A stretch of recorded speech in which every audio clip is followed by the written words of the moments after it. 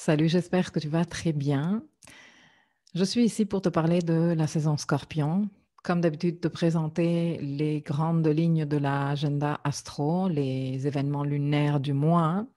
Cette fois-ci, j'ai en plus inclus deux petits exercices en plus. L'un pour te présenter l'expression lumineuse et l'expression maladroite de cette énergie Scorpion, pour voir si ça t'aide, si ça t'apporte des informations supplémentaires. Tu me diras si tu aimes ça. Et l'autre, nouveauté que j'ai décidé d'intégrer ce mois-ci aussi est une to-do list basée sur l'énergie qui va être disponible au cours de ce mois et un peu plus parce que tu vas voir, je vais t'expliquer, cette saison Scorpion, elle va durer un peu plus que ou la sensation d'être en saison Scorpion va durer un peu plus que juste la saison solaire. Alors justement, de saison solaire, parlons. Une saison, en astrologie, quand on parle d'une saison, on parle d'une saison solaire, c'est-à-dire du moment où le soleil entre dans le signe, passe par les 0 degrés de ce signe jusqu'au moment où il sort de ce signe, c'est-à-dire qu'il passe par les 29 degrés 59 minutes du signe. Et ceci va se tenir dans cette période de temps, entre le 22 octobre et le 22 novembre 2020 pour cette année. Alors, lors d'une saison, ce qui se passe, c'est que le soleil est en train de parcourir et en même temps qu'il parcourt, illuminer le signe en question. Et à un niveau symbolique, les affaires en rapport avec ce signe et dans le style de ce signe, que je vais t'expliquer tout à l'heure, prennent de l'importance pour nous tous à un niveau collectif. À un niveau individuel, cela se passe par rapport à où se trouve le scorpion dans ta roue. Dans quelle maison les affaires de cette maison-là vont devenir importantes. Et bien sûr que si tu as des planètes natales ou des points importants de naissance dans ce secteur de ta roue, eh bien, ils vont prendre de l'importance au cours de ces semaines. Alors, la saison Scorpion, qui est sous la maîtrise de deux planètes, Mars, le maître traditionnel, et Pluton, le maître moderne. C'est une énergie qui est en rapport avec une énorme force de vie, beaucoup de capacités de transformation, un élan d'aller au-delà de ce qui est juste à la surface, d'aller en profondeur, et non seulement d'aller en profondeur, mais d'aller en intensité. Et donc, de par ces caractéristiques-là, et comme pour tous les autres signes, chacun de nous, en fonction de notre niveau de conscience de nous-mêmes et des éléments que l'on a dans le thème et de comment on gère et on a appris à se gérer par rapport à ces éléments-là, nous pouvons exprimer l'énergie scorpion de façon lumineuse ou de façon maladroite. Alors, dans son expression la plus lumineuse, l'énergie scorpion est profonde et substantielle. Elle a de la substance, ce n'est pas un truc superficiel, ce n'est pas un truc banal. C'est une énergie passionnée, intense, dévouée et très loyale. C'est une énergie intuitive et presque clairvoyante, une énergie très perspicace et stratégique parce qu'elle sait mélanger cette intuition avec cette capacité d'aller voir au-delà de ce que les yeux normaux verraient. Et c'est une énergie également qui donne une énorme résilience et une énorme force de vie. J'ai déjà fait des articles et des vidéos sur les personnes hautement plutoniennes. Les personnes hautement plutoniennes qui ont beaucoup de planètes ou de points importants dans les signes, dans le signe du Scorpion, ou qui ont des planètes en aspect à Pluton, ou qui ont un Pluton dominant dans leur thème, connaissent très bien cette expression lumineuse du signe et aussi l'expression maladroite. Je te laisserai aussi le lien vers cette vidéo dont je parle des personnes hautement plutoniennes au cas où tu ne l'aurais pas visionnée encore, parce que je pense qu'elle t'intéresse si le signe du Scorpion et l'énergie plutonienne t'intéressent. Exprimer maladroitement cette énergie est possessive et jalouse. Elle peut être très obsessionnelle et faire des fixettes, tu vois. C'est une énergie qui a du mal à lâcher. Elle peut être extrêmement contrôlatrice et même manipulatrice pour arriver à ses fins. Elle peut être rancunière et être portée par la vengeance et même peut avoir des tendances paranoïaques et donc perdre toute cette intuition et clairvoyance dont je parlais tout à l'heure. C'est également une énergie qui a tendance à porter vers la négativité et broyer du noir quand on ne sait pas ménager toute cette énergie émotionnelle que comporte l'énergie scorpion.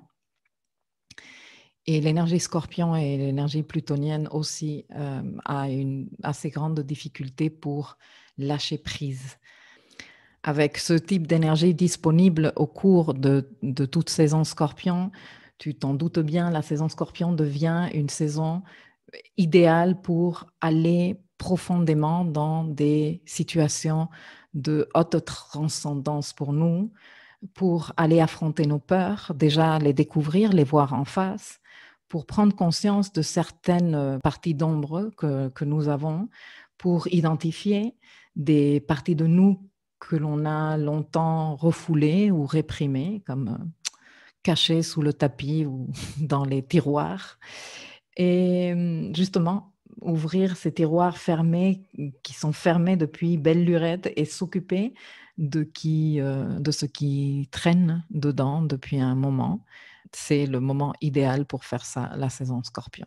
Faire du nettoyage et presque de l'exfoliation dans notre vie. Et je suis en train de parler à un niveau littéral, mais aussi à un niveau métaphorique. En gros, cette saison, avec toute l'intensité et toute la profondeur qu'elle met à disposition de nous tous, elle est parfaite pour s'occuper de tout ce qu'on a mis sous le tapis pendant je ne sais pas combien de temps, en se disant j'ai pas le temps, je m'en occuperai après, oh, c'est le relou, je regarde ça plus tard dès que j'ai une minute et que le temps passe et qu'on ne s'en occupe pas. Et qui, quand on ne s'occupe pas, ça termine par nous revenir en pleine face. La saison scorpion est une saison où ces choses dans les tiroirs cachés et sous les tapis font émergence, notamment que au cours de la saison scorpion, nous avons cette rétrogradation de Mercure et que Mercure rétrograde et même non rétrograde, parce qu'il sera pratiquement toute la saison scorpion en zone d'ombre post-rétrograde. Bon, ce Mercure, à chaque fois qu'il rétrograde, il ramène des choses du passé. Alors, comme je t'ai déjà expliqué dans le document sur la rétrogradation de Mercure, que je te laisserai en lien ici aussi pour que tu puisses aller l'écouter si tu ne l'as pas écouté encore. Cette rétrogradation de Mercure est en rapport non seulement avec tout ce que l'on a vécu au cours de cette année, avec l'antérieure conjonction supérieure, l'antérieure conjonction inférieure de Mercure, j'en ai déjà parlé dans des documents antérieurs, mais également avec la rétrogradation de Vénus qui s'est tenue sur exactement les mêmes degrés sur lesquels Mercure rétrograde en Scorpion en 2020 et qui pour nous donc représente la possibilité de boucler quelque chose qui a démarré à l'époque et qu'on termine de boucler quelque part à un niveau intellectuel, de savoir comment s'y prendre et de savoir ce que ceci a représenté pour nous. Et dans ce processus-là, pouvoir laisser ce qui correspond dans le passé, vraiment dans le passé, pour pouvoir s'occuper du futur, de ce qui vient après. Donc cette saison Scorpion se présente encore plus intensément que d'habitude comme une énorme opportunité de régler des affaires du passé, de les laisser dans le passé et de reprendre, disons, le mouvement direct et en sortant de la boucle rétrograde mercurienne, pouvoir vraiment regarder vers l'avenir avec cette nouvelle lune qui arrive le 15 novembre dans le signe du Scorpion, justement, et qui est une lune d'une forte renaissance, très, très en alignement avec l'énergie Scorpion d'ailleurs, qui a de fortes analogies avec le phénix, cet oiseau mythologique qui peut renaître de ses cendres. Alors, la saison Scorpion démarre fort puisqu'elle démarre avec la conjonction Mercure-Soleil, la conjonction inférieure, ce Mercure nouveau qui renaît à 2-3 degrés du Scorpion. Cette saison voit tous les événements lunaires se tenir, donc le premier quartier en Verseau, la pleine lune en Taureau, le dernier quartier en Lion et la nouvelle lune en Scorpion. Tous les événements lunaires du cycle lunaire vont se tenir dans des signes fixes et ceci est expliqué déjà dans une des leçons du programme. Dans le dossier The Moonwork, j'ai expliqué non seulement ce qu'est le cycle lunaire dans les signes fixes, mais également ce cycle lunaire 2020. Donc, si tu es intéressé et si tu ne l'as pas encore vu, ce sera le moment d'aller regarder et de te renseigner. À peine démarrée cette saison, nous avons Vénus qui entre dans son signe, donc elle va être pratiquement toute la saison en domicile, et Mercure qui, de son côté, en marche arrière, entre également dans le signe de la Balance. Et ensuite, nous avons cette pleine lune en Taureau qui est une pleine lune super puissante. Elle se tient en conjonction avec Uranus et donc, étant une pleine lune, le Soleil en opposition exacte à Uranus également. Uranus qui est quand même un des personnages principaux de la rétrogradation de Mercure, puisque Mercure, au cours de sa rétrogradation, de sa boucle de rétrogradation, parce qu'il aura sa dernière opposition à Uranus hors rétrogradation, pendant son parcours de la zone d'ombre post-rétrograde. Bon, comme je te disais, Mercure va faire 3 oppositions à Uranus pendant sa rétrogradation. Et donc, que la pleine lune se tienne conjointe à Uranus avec le Soleil en opposition exacte à Uranus, c'est quand même un truc assez intéressant dans ce processus qu'on est en train de faire avec Mercure, de s'ouvrir à comprendre les choses autrement et à accepter les changements, à accepter de lâcher prise de certaines choses, chose qui n'est pas évidente, comme je te disais tout à l'heure, avec ce Mercure en Scorpion, ce Soleil en Scorpion, hein, où on s'accroche aux choses, où on a du mal à lâcher prise, où on veut aller intensément et profondément, mais on n'est pas prêt de dire « Ok, je renonce à ça et je passe à autre chose ». Donc cette pleine lune qui vient nous exhorter à créer de l'espace dans le monde lunaire pour de nouvelles possibilités de par le fait même qu'elle est en conjonction avec Uranus.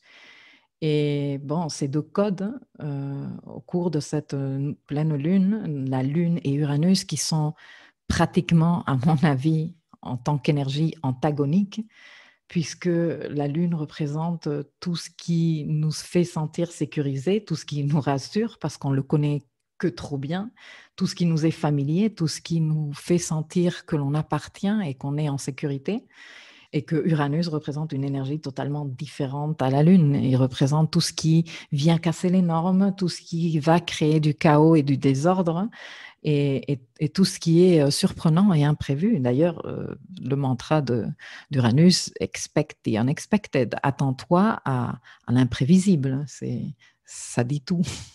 Et donc, ensemble, ces 2 codes viennent justement te demander de casser des attachements, de briser des schémas, de sortir de la fameuse zone de confort lunaire et de même d'oser te désordonner un peu dans tes habitudes, de façon à, comme je te disais tout à l'heure, créer de l'espace dans le monde lunaire pour de nouvelles possibilités, parce que le monde lunaire est trop accroché aux habitudes.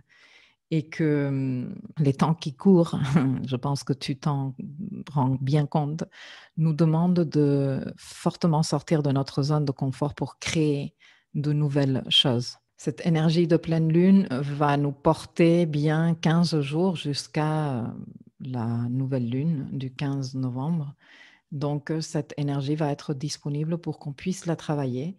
Et en même temps que cette énergie très disruptive et un peu troublante, parce qu'elle nous fait un peu peur, parce qu'elle vient remettre en question tous ces gestes, tous ces schémas qui nous rassurent et qui nous donnent du réconfort.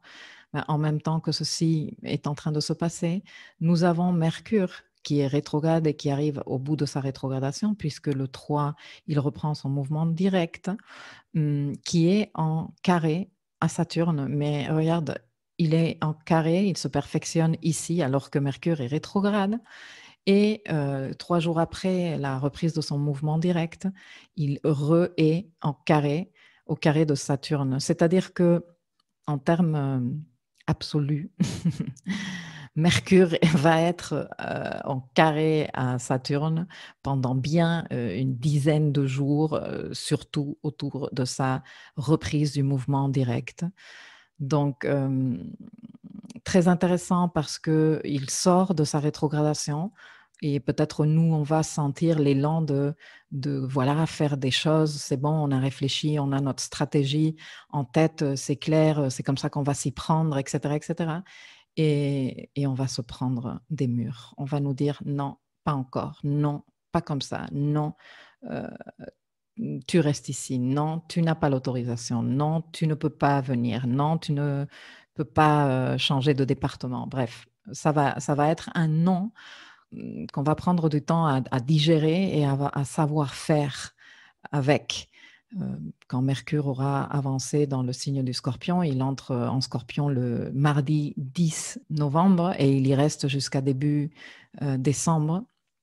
Et dans ce parcours du signe du Scorpion, donc quand il sera sorti de sa boucle de rétrogradation, donc qu'il aura terminé de parcourir la zone d'ombre post-rétrograde, vers la fin, il sera en aspect différent à Saturne, il sera en sextile, et il sera en sextile à Saturne et d'ailleurs au clan Capricorne entier. Et là, les choses auront changé. Là, les termes seront différents. Là, Mercure et Saturne ne seront pas en train de s'engueuler, ils seront en train d'essayer de travailler ensemble. Mais ce n'est pas pour immédiatement. Et au cours de la saison Scorpion, eh bien, cette tension entre Mercure et Saturne va très fortement se ressentir. D'ailleurs, et pour terminer de parler de Mercure, Mercure fera sa dernière opposition à Uranus vers la fin de la saison Scorpion, le 17 plus précisément. Celle-ci est une des signatures de la rétrogradation de Mercure. Comme je te disais tout à l'heure, il s'agit ici de s'ouvrir à de nouvelles possibilités. Donc, on est en train de travailler ça à un niveau lunaire avec cette pleine lune en taureau conjointe à Uranus, avec le soleil en scorpion opposé à Uranus, avec les 3 oppositions de Mercure à Uranus. Et Mercure, qui est notre capacité de comprendre les choses, notre capacité d'apprendre également, en lien pendant sa dernière rétrogradation de l'année avec les 2 planètes qui seront les stars 2021, c'est-à-dire Saturne et Uranus. Et avec les 2 en tension, et ces 2 planètes-là, Saturne et Uranus, qui seront en tension tout au long de l'année 2021. Alors, les sujets qui sont ressortis pour toi et pour nous tous en tant que collectif, chacun en fonction du pays où il se trouve, pourra faire ses compositions mentales. Les sujets qui ont été importants, qui sont en rapport avec justement rester comme on était avant ou lâcher prise et évoluer, ces chocs entre ce qu'est l'autorité et ce qui vient changer ou moderniser les façons de faire, eh bien, ça va être tout le sujet de l'année 2021. On parlera dans des sessions spéciales 2021, mais pour l'instant, on commence à avoir un avant-goût. Et à la fin de cette saison Scorpion, commence la saison des éclipses. D'ailleurs, c'est la nouvelle lune en Scorpion qui fait le top départ de la saison d'éclipse. Pendant la saison d'éclipse, on va être en plein dans nos téléchargements de nouveaux logiciels de vie et ces nouveaux logiciels de vie vont être bien en accord avec ces changements dont nous parlent ces contacts à Uranus, avec ces réformes dont nous parlent les tensions au clan Capricorne, notamment à Saturne. Alors, de bonnes questions pour se poser depuis le début de la saison jusqu'à justement la nouvelle lune serait combien ce qui te faisait sentir en sécurité et en appartenance et en protection il y a peut-être un an, combien cela a changé au jour d'aujourd'hui, combien cela a évolué. Et en identifiant cela, tu pourras faire le lien entre identifier ce qui t'était très familier et très partie de ton quotidien que tu estimais comme un acquis et qui, pour une raison ou pour une autre, s'est terminé ou est bien moins disponible aujourd'hui. Eh bien, ceci a la fonction de te permettre de créer de l'espace dans ta vie pour d'autres choses nouvelles, des choses plus, disons, de la nouveauté et de l'évolution fraîche, des choses qui te sortent de schémas de comportement et d'attitudes historiques qui sont maintenant inutiles et périmées, qui ne te servent plus pour ce qui vient. Et même si cette semaine où Mercure reprend le mouvement direct ne va pas être nécessairement facile parce que il y a des frustrations qui vont être dans l'air et des prises de tête et comment on fait, et puis cette affaire ou ces affaires du passé que l'on veut régler, mais qu'on ne nous donne pas les moyens, où on sent que la vie ne nous donne pas les moyens. Cette semaine, elle ne va pas être nécessairement agréable, mais la semaine d'après va être une semaine très powerful. Et pour cause, plusieurs choses. Mais déjà, la semaine démarre avec l'opposition Vénus-Mars, qui est toujours rétrograde, mais qui arrive au bout de sa rétrogradation, donc très lent déjà, donc très fort aussi, parce qu'une planète qui est en mode stationnaire, pratiquement est une planète qui est très forte.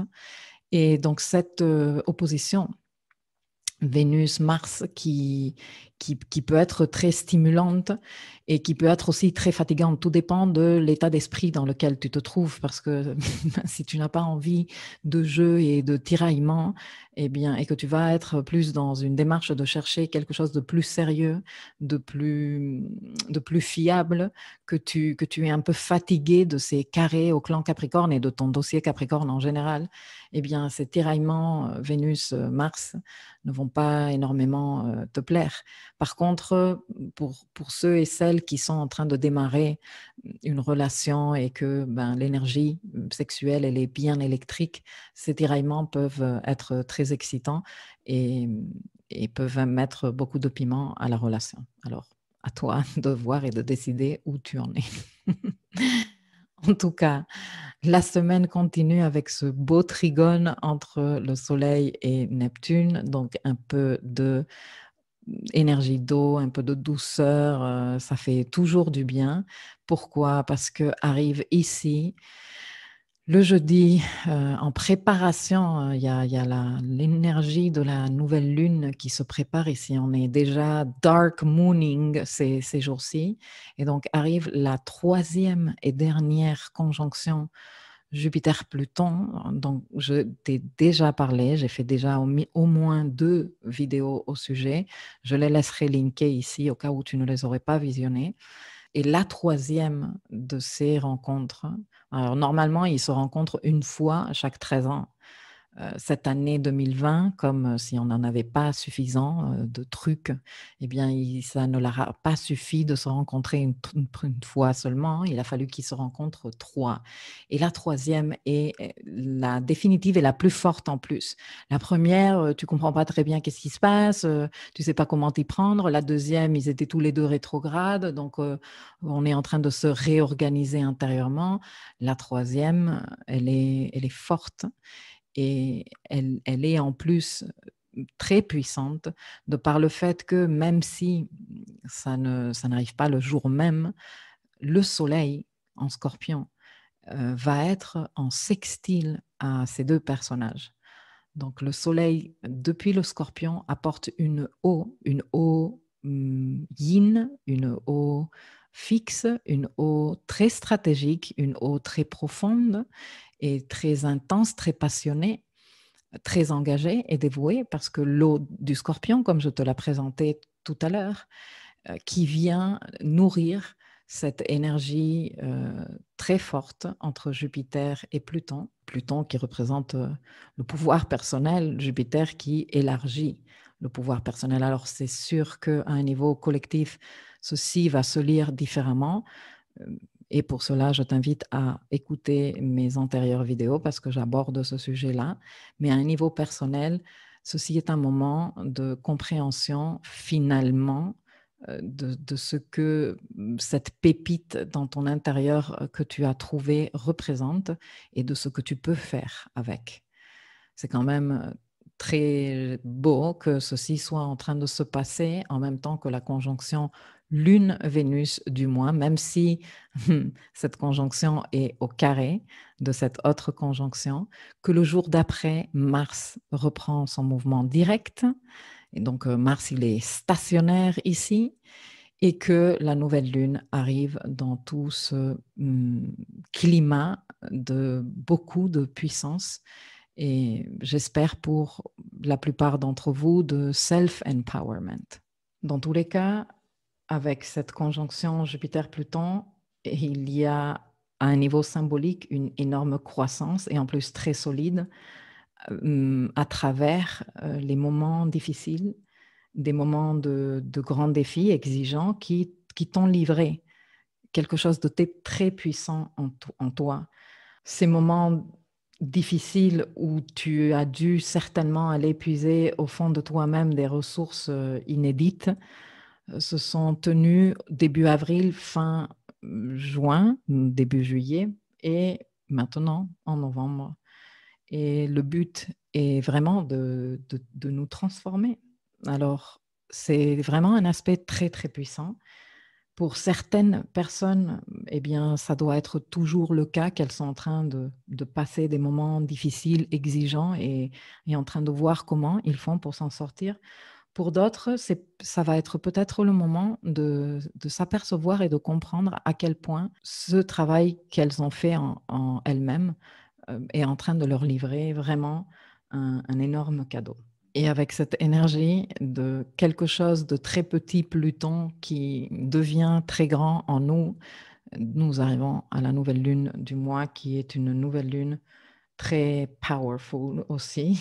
C'est une nouvelle lune de renaissance dans une période qui va de maintenant, donc du 15 novembre, jusqu'à la fin avril 2021, donc 6 mois devant nous pour renaître, pour laisser derrière nous ce qui ne sert plus de l'antérieure période, pour accepter de laisser mourir des parties de nous, ou des parties de notre vie, des parties de notre récit qui ne nous servent plus. Et si on relie les événements lunaires du mois, c'est-à-dire de la pleine lune en taureau à la nouvelle lune en scorpion, cette pleine lune qui se tient le 31 octobre en plein Samhain, une fête païenne qui nous demande de terminer, de lâcher prise, d'accepter ce qui se termine pour de bon et d'honorer cette fin, la fin de la fin. Et donc, de cette pleine lune qui termine tout, qui marque la fin de la fin, à cette nouvelle lune qui représente la renaissance, le phénix qui renaît de ses cendres, la nouvelle flamme qui, suite à une période de faim et d'obscurité, annonce un nouveau cycle de vie, eh bien, je trouve cela assez beau et assez symbolique de ce qu'on va vivre au cours de cette saison Scorpion à un niveau lunaire. Et cette pleine lune en taureau, conjointe à Uranus qui te demande de lâcher tes habitudes, tes croyances, tes attachements qui ne te servent plus à rien, te permet finalement d'être prêt ou prête pour renaître à quelque chose de bien plus puissant et lumineux. Parce que la nouvelle lune en Scorpion, eh bien, elle se tient en sextile à cette conjonction tellement puissante entre Jupiter et Pluton. Alors, comme je te disais au début, cette saison Scorpion va sembler un peu plus longue que d'habitude parce que même si le soleil, le 21 décembre, entre dans le très lumineux et très joyeux signe du Sagittaire, eh bien, il y a plusieurs raisons pour lesquelles moi, je dis que ça ne va pas être si lumineux et si fantastique comme on a l'habitude de vivre la saison Sagittaire. Et pour cause, un Mercure qui est toujours en train de transiter le signe du Scorpion, donc notre dimension mentale, une Vénus qui est entrée dans le signe du Scorpion le jour même où le Soleil bascule en Sagittaire, une Vénus qui vient de s'engrainer avec le clan Capricorne. On parlera de ça le moment venu. Et la saison d'éclipse, donc, qui a démarré ici, ce jour-ci, et donc les éclipses qui arrivent au cours de la saison Sagittaire. Et je te rappelle que Sagittaire, en ce moment, est, disons, le siège du nœud sud, et que ceux qui ont des points importants, ascendant, soleil, lune ou autres en Capricorne, pourront en parler à tous les soleils, etc. en Sagittaire, de ce que ça représente que d'avoir le nœud sud dans son signe. Donc, on est en mode nettoyage en Sagittaire. Les éclipses de la série qui arrivent sont que des éclipses dans cet axe-là. Les dernières éclipses, les éclipses antérieures, on a eu quelques éclipses de clôture dans l'axe Cancer-Capricorne, on les a bien senties. Ce n'est plus le cas. Les éclipses qui se tiennent cette saison-ci ne sont que dans l'axe Gémeaux-Sagittaire.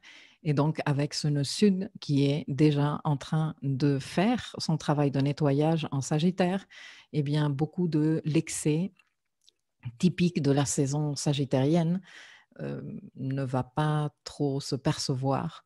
Et j'ai envie de te dire que c'est très facile de te dire ça en sachant que la moitié du monde est confiné, qu'il y a le virus qui traîne à gauche et à droite, que les commerces sont ouverts ou fermés. On ne sait pas si on va encore pouvoir faire Noël en famille ou pas, ou si on va rester enfermé chez soi ou quoi. Donc, ça s'annonce plutôt, disons, dans la modération. Ça va être une saison sagittaire assez modérée, on va dire ça comme ça.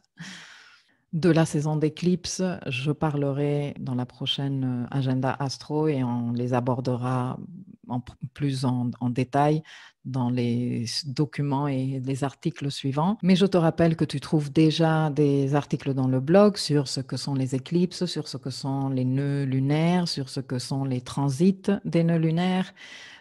Il y a un dossier complet dans l'espace éducatif qui s'appelle Astrologie nodale, à la vente en individuel, qui aborde tout: éclipse, nœud lunaire de naissance en transit, conjoint aux planètes de naissance, etc., etc. Et donc, si tu es intéressé et que tu veux commencer à te pencher dessus et travailler sur tes nœuds, si tu as ton axe de nœud lunaire dans l'axe Gémeaux-Sagittaire, tu es en train de vivre soit ton retour nodal, soit ton retour nodal inversé. Donc, peut-être que tu veux te pencher sur le sujet. Et si c'est le cas, écoute, je me ferai un plaisir de t'accueillir sur l'espace éducatif. Avec tout ce que je t'ai présenté comme information, voici la to-do qui, d'après moi, serait très efficace à tenir en compte au cours de cette saison. Le premier point, avoir le courage de traverser ses peurs. Le deuxième point, commencer à sérieusement faire le nécessaire pour clôturer ce dossier Capricorne. Pas que tu sois obligé de le clôturer avant la fin de la saison, mais Saturne va très bientôt partir en fin de saison Sagittaire. Il sera parti du signe. Et je pense que ça t'intéresse de clôturer ton dossier et de le laisser bien rangé, bien à jour pour quand Saturne sera parti. C'est une saison également pour pratiquer l'auto-honnêteté. Ce n'est pas une saison pour se contourner, pour se raconter des salades, pour se dire non, je fais ça après, non, arrête, c'est pas vrai, non, je suis nulle, j'y arrive pas, ce n'est pas pour moi, laisse tomber. Ce n'est pas du tout le moment. Au contraire, c'est le moment justement d'avoir le courage de traverser ses peurs et le courage de se prendre en main et de dire, bon, on est dans la saison pour aller profond, donc je vais y aller intensément dans le style du Scorpion. Comme je te disais tout à l'heure, c'est une excellente saison pour exfolier, nettoyer, purifier, que ce soit la peau de ton visage ou de ton corps ou certains dossiers de vie. Donc, vas-y, fais-toi plaisir. C'est également une saison pour se préparer aux éclipses. Je te rappelle que toute saison d'éclipse est une saison de téléchargement de nouveaux logiciels de vie. Et donc, si on a trop la vie et le cerveau encombrés de choses inutiles, eh bien, on n'a pas de place pour installer tout ça. Donc, vas-y, prépare-toi, commence à faire ton travail et justement, s'entraîner au lâcher-prise, eh bien, fait partie de se préparer pour accueillir tout ce que les éclipses vont nous amener. Voilà, eh bien, j'espère que ce document t'aura été d'utilité. Je te souhaite une merveilleuse saison Scorpion et je te dis à très bientôt.